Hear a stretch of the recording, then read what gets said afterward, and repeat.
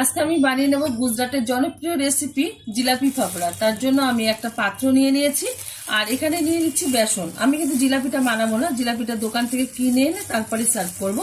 আর আপনারা কিন্তু বাড়িতে জিলাপিটা বানিয়ে নিতে পারেন। দিয়ে দিলাম পরিমাণ মতো বেসন। এখন দিয়ে দেবো এর মধ্যে সাদা লবণ কিছুটা, দিয়ে দিচ্ছি বিট লবণ, দুটো লবণ মিশিয়ে করলে বেশি ভালো হয়। দিয়ে দেব জোয়ান কিছুটা, হাতে ডলে দিয়ে দিলাম। দিয়ে দিচ্ছি সাদা তেল, ভালোভাবে ময়াম দিয়ে নেব। ময়াম দেওয়া হয়ে গেছে, এই যে চাপ দিলে ভেঙে যাবে বালির মতন। এখন আমি জল দিয়ে একটা ডোয়ে পরিণত করব মেখে।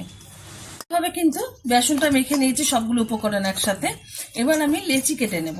লেচিটা ঠিক কিরকম ভাবে কাটছি দেখতে থাকুন বন্ধুরা। এরকম ভাবে নিলাম, নিয়ে এরকম লম্বাটে ভাব করলাম। প্রত্যেকটা এরকম ভাবে কেটে নিচ্ছি প্রথমে। লেচি কিন্তু আমার কাটা হয়ে গেছে। আর এখানে আমি একটা নিয়েছি রুটি বেলনি, মানে রুটি যে পিড়ি সেটা। এখন একটা করে এই লেচি নিয়ে এরকম ভাবে ঠিক টেনে দিতে হবে।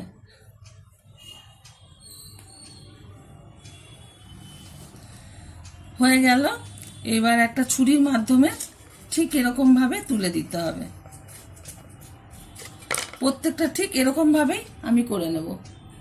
ফাফড়াগুলো ভাজার জন্য ওভেনে কড়াই বসিয়ে তাতে দিয়ে দিয়েছি কিছুটা পরিমাণে সাদা তেল। তেলটা গরম হয়ে গেছে, একটু বড় কড়াই হলে ভালো হয়। এখন আস্তে আস্তে করে ফাফড়াগুলো ভেজে নেব।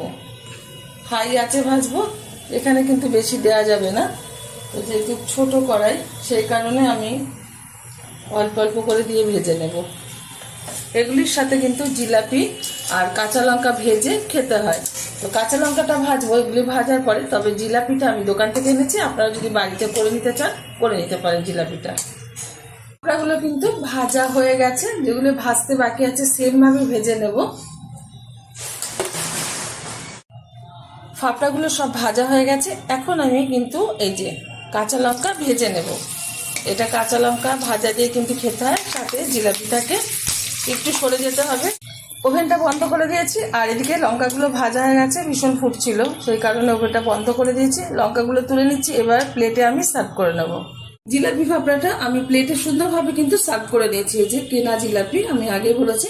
আপনারা কিন্তু অবশ্যই এরকম একটা রেসিপি ট্রাই করবেন, আশা করি ভালো লাগবে। দেখা হবে পরের ভিডিওতে নতুন কোনো রেসিপি দিয়ে। ধন্যবাদ।